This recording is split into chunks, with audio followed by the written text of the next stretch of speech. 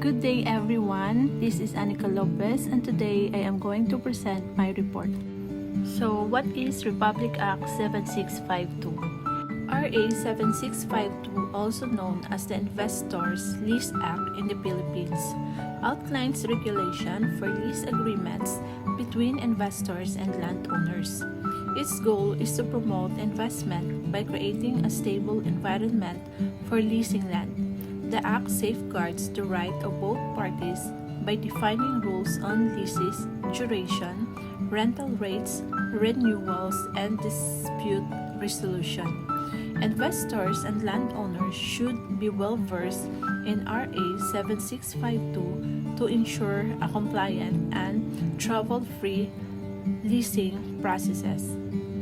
RA 7652, known as the Investors Lease Act, sets guidelines for lease agreements between investors and landowners in the Philippines, aiming to encourage investment and protect both parties' rights.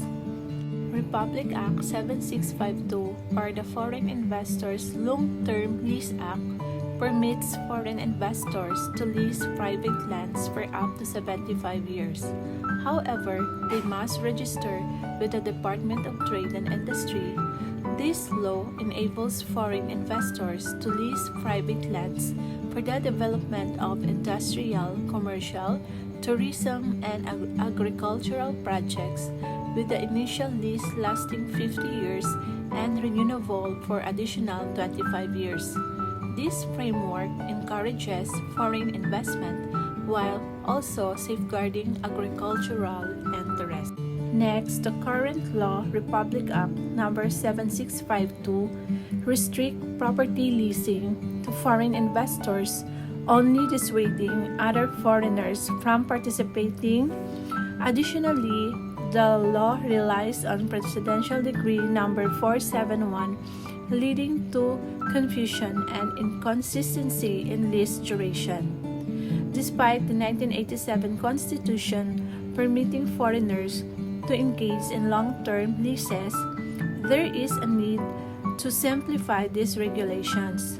A proposed bill aims to streamline the process, allowing foreigners to lease private lands and real estate for up to 80 years, thereby promoting investment in various properties. Be it enacted by the Senate of the House of Representatives of the Philippines in Congress. Section 1, titled "This Act shall known as the Investors Lease Act." Section 2, Declaration of Policy. It is hereby declared the policy of the state to encourage foreign investments consistent with the constitutional mandate to conserve and develop our own patrimony.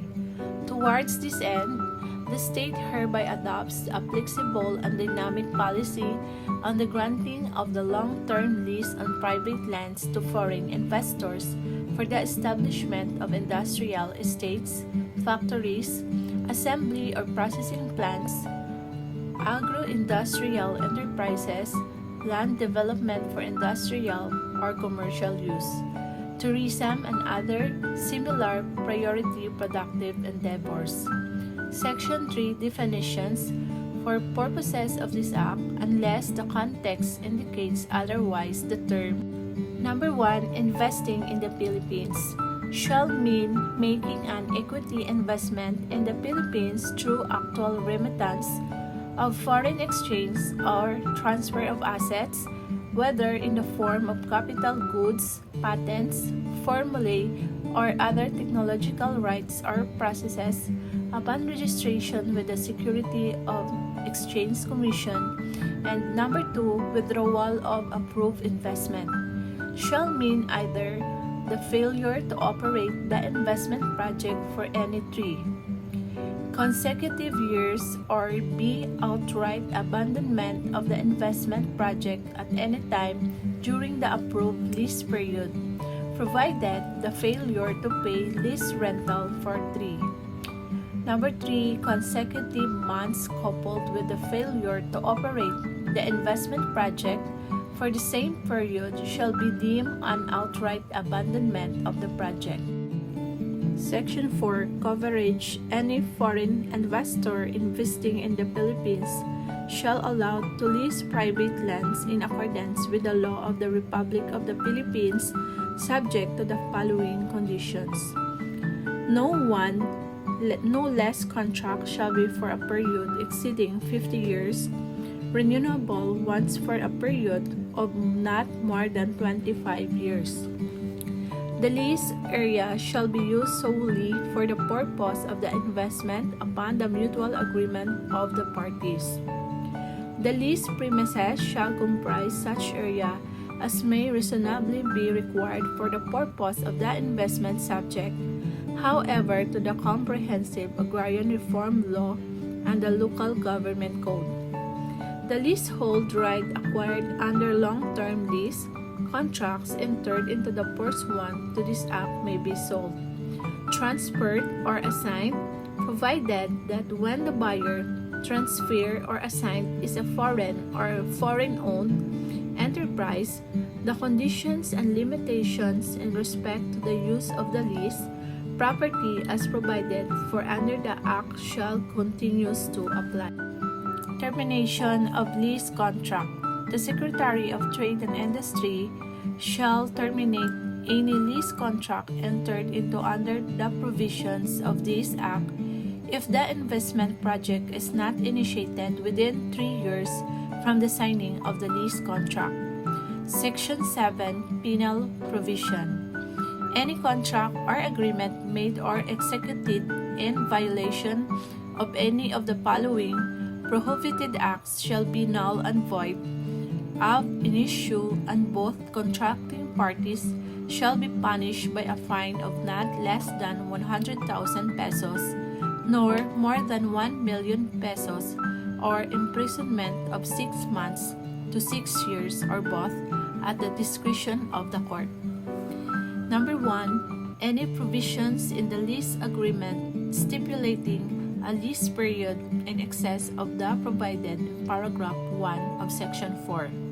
Number 2. Use of the lease premises for the purpose contrary to existing laws of the land, public order, public policy, morals, or good customs.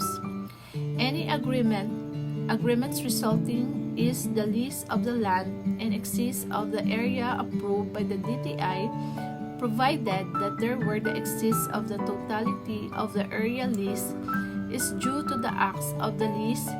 The lease shall be held solely liable therefore, provided further that in the case of corporation, associations, or partnerships, the president, manager, director, trustee, or officers responsible for the violation hereof shall be bear of the criminal liability.